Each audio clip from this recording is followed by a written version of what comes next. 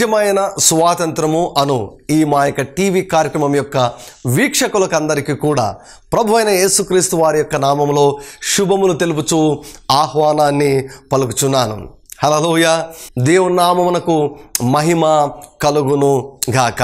క్రీస్తునందు ప్రియులారా, అనేకులు ఈ యొక్క టీవీ కార్యక్రమం ద్వారా దీవించబడుతున్నారని మేము తెలుసుకున్నటకు మేము సంతోషిస్తూ దేవుని యొక్క నామమును మేము మహిమపరుస్తూ ఉన్నాం. సో దేవుని యొక్క వాక్యము ద్వారా మీ జీవితంలో జరిగినటువంటి కార్యములను మాకు తెలియచేయండి. మీతో కలిసి మేము సంతోషించి దేవుని యొక్క నామమును మహిమపరుస్తాం. ఈ యొక్క నిజమైన స్వాతంత్రమును టీవీ కార్యక్రమమును అనేకులకు పరిచయం చేయాలని నేను ఆశపడుచున్నాను. క్రీస్తునందు ప్రియులారా, అపోస్తలుల కార్యములు 20వ అధ్యాయము 27వ వచనంలో మరి పౌలు గారు ప్రసంగం చేస్తూ చెప్పినటువంటి మాట ఏమిటంటే, దేవుని సంకల్పం అంతయు కూడా మీకు తెలుపకుండా నేను ఏమీ దాచలేదు అన్నాడు పౌలు. సో నాకు తెలిసిన దేవుని యొక్క చిత్తం అంతటిని కూడా మీతో పంచుకోవాలని నేను ఇష్టపడుచున్నాను. దేవుడు నిన్ను ఎందుకు తయారు చేశాడు? ఈరోజు భూమిపైన నువ్వు ఎందుకు జీవిస్తున్నావో నీకు తెలుసా? Do you know why you are existing on the face of the earth? చాలామంది ఈ భూమిని వదిలిపెట్టి వెళ్ళిపోయారు. మీ కుటుంబ సభ్యులు కూడా వదిలిపెట్టి వెళ్ళిపోయారేమో. అనేకులు చనిపోయారేమో. నీకు తెలిసిన వారు అనేకులు చనిపోయారేమో. ఒకవేళ నీకు తెలిసిన వారు ఈ వారంలోనే చనిపోయారేమో. కానీ నీవు ఈ భూమి పైన నీవు జీవిస్తూ ఉన్నావు. Do you know the very purpose of God for your existence upon the face of this earth? నీ విషయంలో దేవుని యొక్క సంకల్పం అంతటిని కూడా నేను నీతో పంచుకోవాలని నేను ఇష్టపడుచున్నాను. సో ఈ యొక్క సిరీస్ అంతటిని కూడా మా ఆఫీస్కు ఫోన్ చేసినట్లయితే ఈ యొక్క సిరీస్ అంతా కూడా మీకు అందుబాటులోకి ఉంటుంది. సిరీస్ అంతా కూడా మీరు ఫాలో కావాలని నేను మనవి చేస్తున్నాను. క్రీస్తునందు ప్రియులారా, దేవుడు మానవుని సృష్టించడంలో ఆయన ఎటువంటి ఉద్దేశాన్ని కలిగి ఉన్నాడో తెలుసుకోవాలంటే ఆదికాండం 1వ అధ్యాయము 27-28 వచనాలు మనం చదవాలి. సో కాబట్టి మనం అక్కడ గమనించినప్పుడు దేవుడు మనుషులను ఫలించమన్నాడు, అభివృద్ధి చెందమన్నాడు, వర్ధిల్లమన్నాడు, భూమిని నింపమన్నాడు, సమస్తమును లోబర్చుకోమన్నాడు, ఏలమని చెప్పాడు.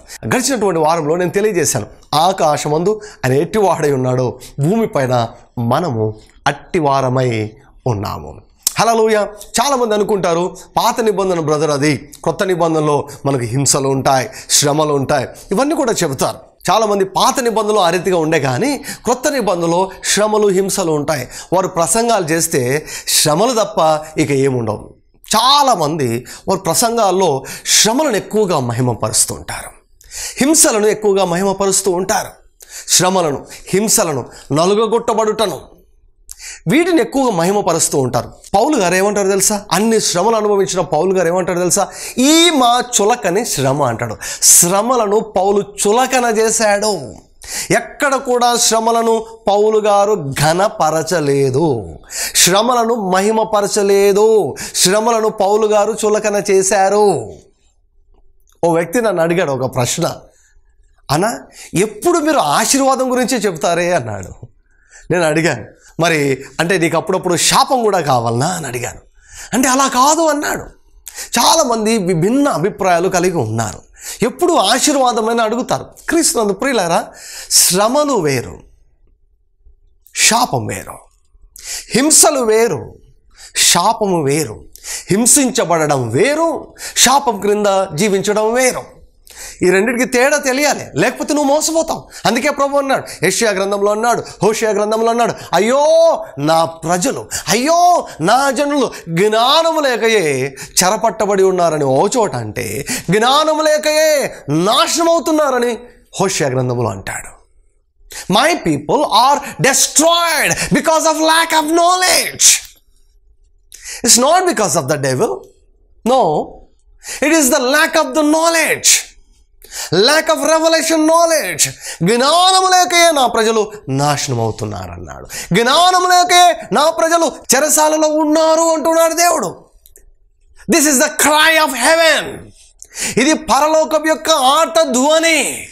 అయ్యో క్రైస్తవులారా, అయ్యో దేవుని యొక్క పిల్లలారా, అయ్యో జీవం కలిగినటువంటి దేవుని సేవించే సేవకులారా, జ్ఞానము లేకయే మీరు చెరపట్టబడి ఉన్నారు. జ్ఞానము లేకయే ఆత్మలో బంధించబడి ఉన్నారు, జ్ఞానము లేకయే మానసికంగా బంధించబడి ఉన్నారు, జ్ఞానము లేకయే రోగాలతో బంధించబడి ఉన్నారు, జ్ఞానము లేకయే అప్పులలో బంధించబడి ఉన్నారు, జ్ఞానము లేకయే పేదరికములో మగ్గిపోతూ ఉన్నారు, జ్ఞానము లేకయే కుటుంబాలు పాడైపోతూ ఉన్నాయి, జ్ఞానము లేకయే వ్యాపారాలు ఎత్తిపోతూ ఉన్నాయి. This is the cry of haven today. హింస వేరు, శాపం వేరు. క్రీస్తు యేసును సద్భక్తితో అనుసరించు వారికి అందరికీ హింస కలుగును అని వ్రాయబడింది బైబిల్లో. సో హింస వేరు, హింస లేదు అని చెప్పడం లేదు. ఈ లోకంలో మీకు శ్రమలు కలుగును అని ప్రభు అన్నాడు. శ్రమలు లేవు అని చెప్పడం లేదు. శ్రమలు ఉన్నాయి, హింసలు ఉన్నాయి. ఈ శ్రమలు హింసలు మనుషుల ద్వారా కలుగుతాయి. ఇవి వేరు, శాపం క్రింద జీవించడం వేరు. శాపం కింద జీవించడం వేరు. శాపం క్రింద నువ్వు జీవించకూడదు, ఆశీర్వాదం క్రిందనే నువ్వు జీవించాలి. పౌలుకు అనేక శ్రమలు వచ్చాయి, అనేక హింసలు పొందుకున్నాడు, కానీ మంచి పోరాటాన్ని పోరాడి గెలిచాడు. పౌలు గెలిచాడు. ప్రతి అడ్డంకును అధిగమించాడు, ప్రతి శ్రమను అధిగమించాడు, ప్రతి హింసను అణగద్రొక్కగలిగాడు పౌలు. This is Christian life. So నీవు శ్రమపడుతున్నావా, లేకపోతే శాపం క్రింద ఉన్నావా? శాపం క్రింద నువ్వు ఒక్క క్షణం కూడా జీవించడం దేవునికి ఇష్టం లేదు. సో నువ్వు బంధించబడి ఉన్నావంటే అది శాపం, అది దీవెన కాదు. ఎందుకు బంధించబడి ఉన్నావో తెలుసా? జ్ఞానము లేక. దేవుని యొక్క రాజ్యంలో అజ్ఞానము ఆశీర్వాదము కానే కాదండి. Ignorance is not at all a blessing, ignorance is a curse. జ్ఞానం లేకుండా ఉండడం అదొక శాపం అన్నమాట. సో కాబట్టి జ్ఞానాన్ని నేను బోధిస్తూ ఉన్నాను. హల్లెలూయా. పరలోక జ్ఞానాన్ని నేను నీకు బోధిస్తున్నాను.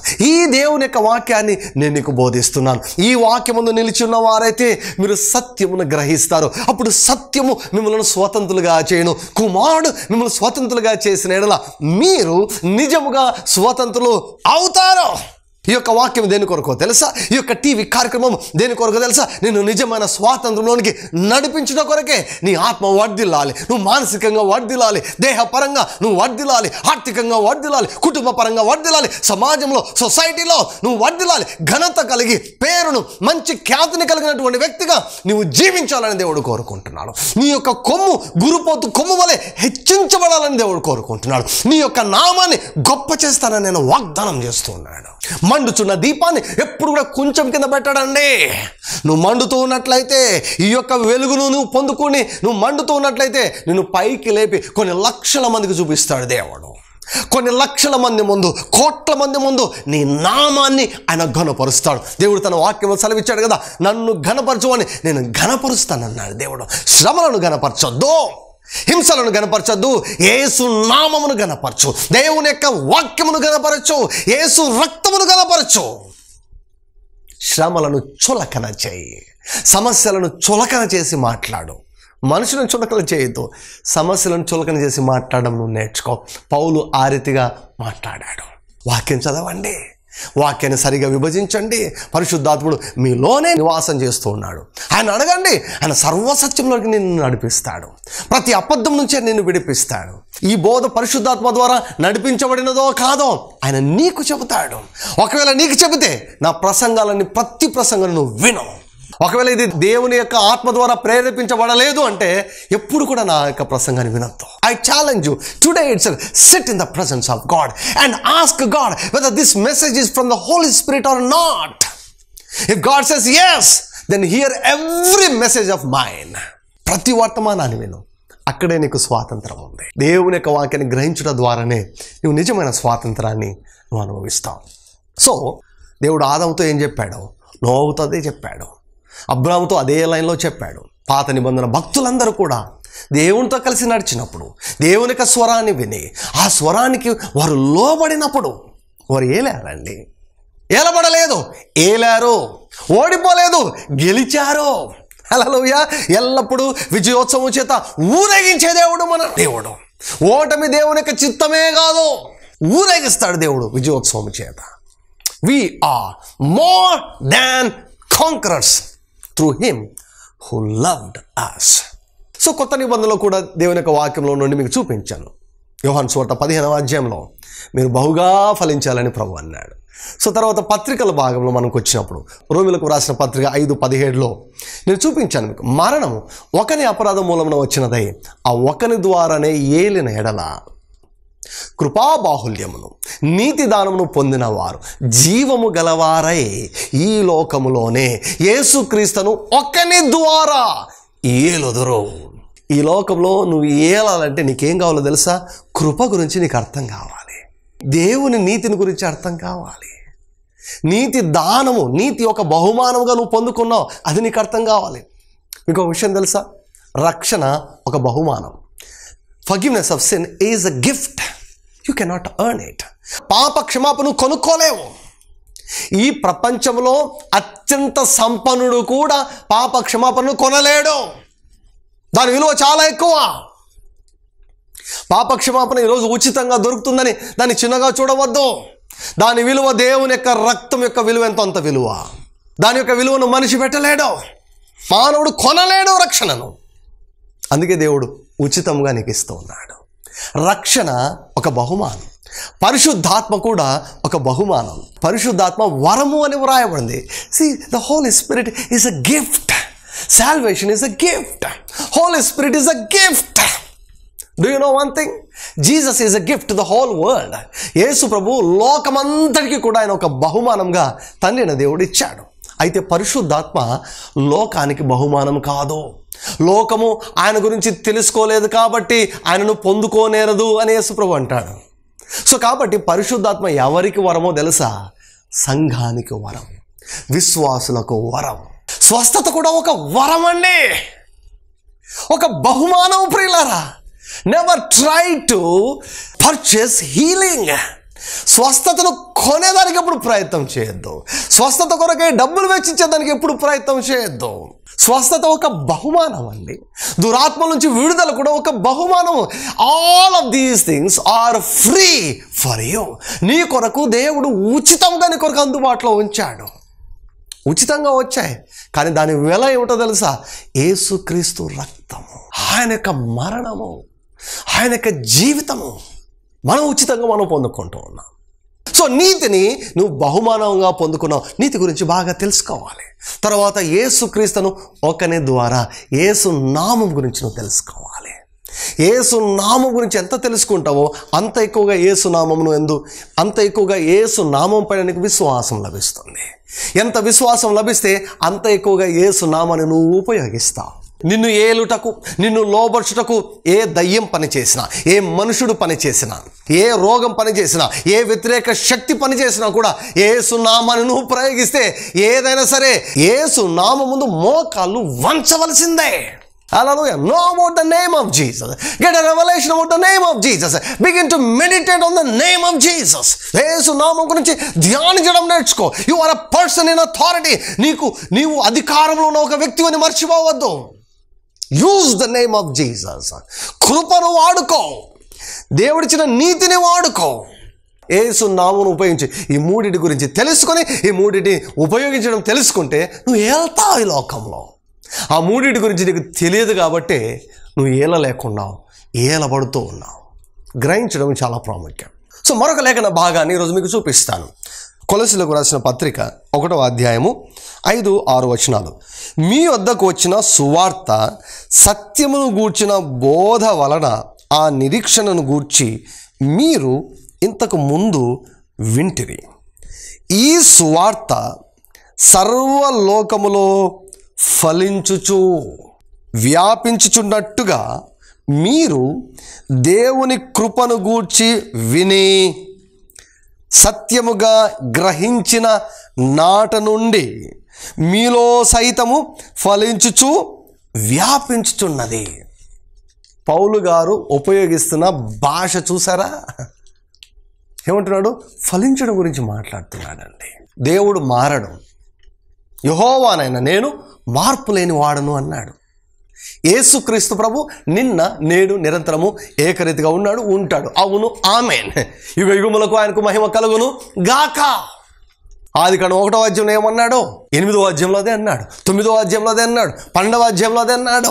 యోహాను సువార్త 15వ అధ్యాయంలో ఇంకా మీరు బహుగా ఫలించాలన్నాడు. రోమిలకు రాసినటువంటి పత్రికలో అన్నాడు మీరు ఏలాలి అన్నాడు. కొలస్సీలకు రాస్తే ఏమన్నాడు? ఫలించాలన్నాడు. ఎలా ఫలిస్తావు నీవు? ఫలించేదానికి మార్గాన్ని ఇక్కడ పౌలు చూపిస్తున్నాడు. కొలస్సీ సంఘం ఫలిస్తుందంట. కారణం ఏమిటి? చూడండి 5వ వచనం. మీ వద్దకు వచ్చిన సువార్త. ఏ సువార్త వచ్చిందండి? ఏ సువార్త వచ్చి? ఫలించే సువార్త గురించి వచ్చింది. ఫలించడం గురించినటువంటి సువార్త వీరి దగ్గరకు వచ్చింది. సో సువార్త సత్యమును గూర్చిన బోధ వలన. బోధ చాలా ఇంపార్టెంట్. బోధ చాలా ప్రాముఖ్యమైనటువంటిది. ఏ బోధను వింటున్నావో చాలా ప్రాముఖ్యమైనటువంటిది. అందుకే ప్రభు అంటాడు మీరు ఏం వింటున్నారో జాగ్రత్త, మీరు ఎలా వింటున్నారో జాగ్రత్త. ప్రభు అంటాడు మత్తయి సువార్త 15వ అధ్యాయం, మత్తయి సువార్త 15వ అధ్యాయం 10వ వచనం మనం చూసినట్లయితే, జన సమూహములను పిలిచి మీరు విని గ్రహించుడి. గ్రహించడం ద్వారా మనం విడుదల పొందుకుంటాం కదండి. మరి గ్రహింపు ఎప్పుడు వస్తుంది? వినాలి కదా. విన్న తర్వాత ఎందుకు వినాలో తెలుసా? గ్రహించుట కొరకు మనం వినాలి. వినాలంటే వినకూడదు, వినాలంటే వింటున్నాం అన్నట్లు కాదు, గ్రహించుట కొరకై వినాలన్నమాట. సో ఇక్కడ ఏం జరిగింది? సువార్త వీరి దగ్గరకు వచ్చింది, బోధ వీరి దగ్గరకు వచ్చింది. ఆ బోధను వారు విన్నారు. 6వ వచనం. ఈ సువార్త సర్వలోకంలో ఫలించుచు వ్యాపించుచున్నట్టుగా. ఈ సువార్త సర్వలోకంలో ఫలిస్తున్నదంట. ప్రతి దేశంలో ఫలిస్తుందండి. దేవుని యొక్క వాక్యానికి దేశాల పక్షపాతం లేదు, మనుషుల పక్షపాతం లేనే లేదు. హల్లెలూయా. నువ్వు చదువుకున్న వ్యక్తివైనా చదువుకోని వ్యక్తివైనా, నువ్వు తెల్లవాడివైనా నల్లవాడివైనా, నువ్వు తక్కువ కులానికి చెందిన వాడవైనా ఎక్కువ కులానికి చెందిన వాడవైనా, నువ్వు ఏ రాష్ట్రం వాడవైనా, నువ్వు పల్లెవాడవైనా నువ్వు పట్టణవాడవైనా, ఏ దేశానికి చెందిన వాడవైనా, పేద దేశానికి చెందిన వాడవైనా, లేకపోతే అత్యంత సంపన్నమైన దేశానికి చెందిన వాడవైనా, దేవుని యొక్క వాక్యము నీ జీవితంలో పని చేయగలదని నేను సెలవిస్తూ ఉన్నాను, నేను తెలియజేస్తూ ఉన్నాను. ఈ సువార్త సర్వలోకంలో ఫలించుచు వ్యాపించుచున్నట్లుగా. హల్లెలూయా. సువార్త ఫలిస్తుంది. ఎప్పుడు ఫలిస్తుంది సువార్త? ఎప్పుడు ఫలిస్తుంది? దేవుని యొక్క వాక్యం విత్తనము అని యేసుక్రీస్తు ప్రభువు సెలవిచ్చాడు. దేవుడు ఆదముతో ఒక మాట అన్నాడు. ఏమన్నాడు? ఆదమును ఆశీర్వదించాడు. మీరు ఫలించండి, అభివృద్ధి చెందండి, విస్తరించండి, భూమిని నింపండి, సమస్యను లోబడుచుకోండి, ఏలండి అన్నాడు. సో ఆ దేవుడు పలికిన ఆ మాట ఒక విత్తనం అన్నమాట. సో ఆ మాట ఫలించాలి. సో ఆ వాక్యం ఫలించాలని దేవుడు కోరుకున్నాడు. సో ఫలించడం అంటే అదనమాట. సో ఆ వాక్యం ఫలించాలి. ఇక్కడ కూడా ఏంటండి? ఈ సువార్త సర్వలోకంలో ఫలించుచు వ్యాపించుచున్నట్టుగా మీరు దేవుని కృపను గూర్చి విని సత్యముగా గ్రహించిన నాట నుండి మీలో సైతము ఫలించుచు వ్యాపించుచున్నది. God's word is not partial. దేవుడు పక్షపాతి కాదు, దేవుని యొక్క వాక్యం పక్షపాతి కాదు. ప్రతి ఒక్కరికి పనిచేస్తుంది దేవుని యొక్క వాక్యం.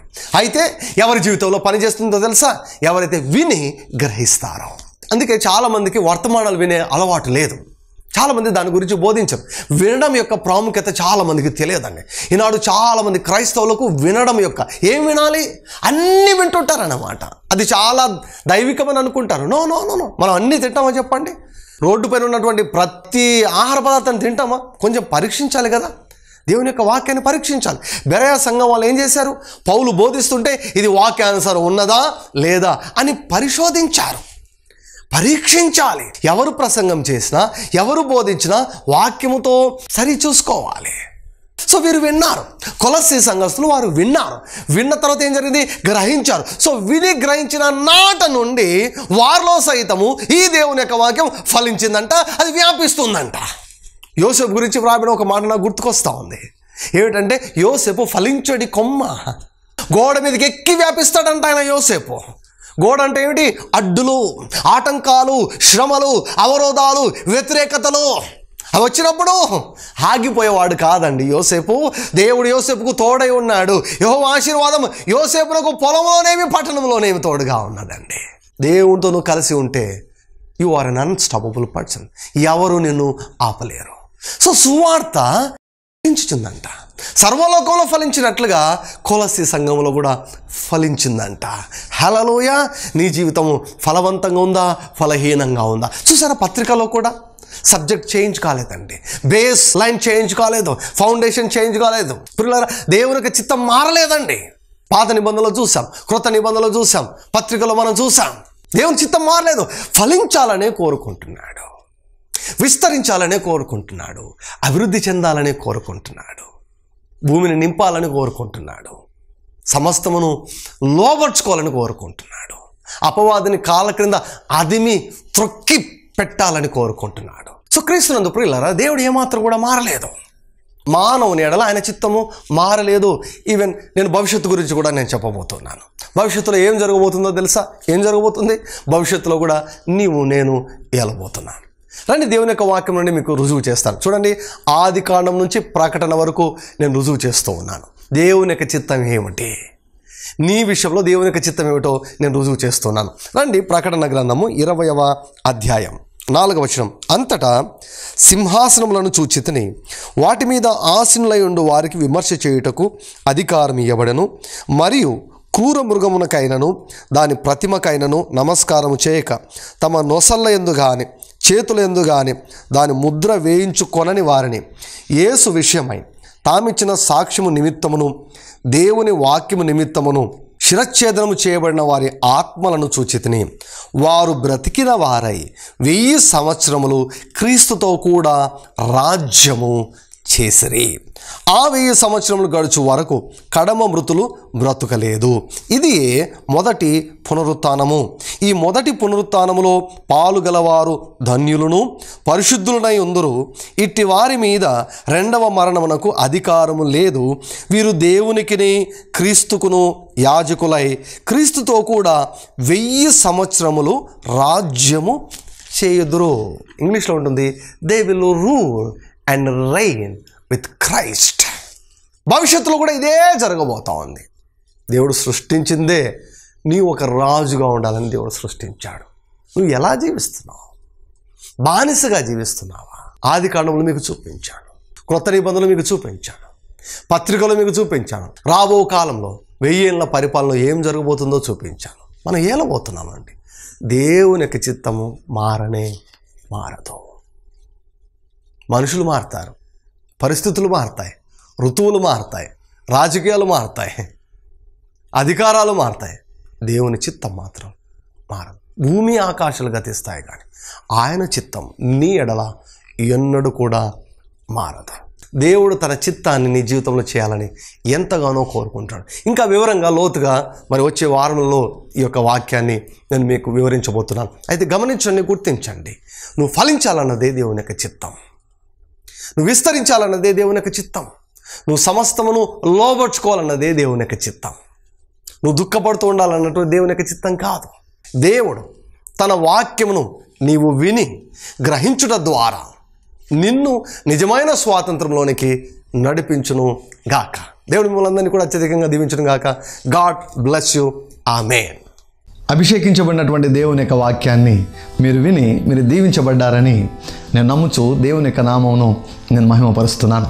క్రీస్తునందు ప్రియులైనటువంటి వారులారా, కొన్ని ప్రాముఖ్యమైన విషయాలు మీతో పంచుకోవాలని నేను ఇష్టపడుతున్నాను. మొట్టమొదటగా ఈ యొక్క నిజమైన స్వాతంత్రమును కార్యక్రమమును అనేకులకు మీరు పరిచయం చేయాలని నేను మనవి చేస్తున్నాను.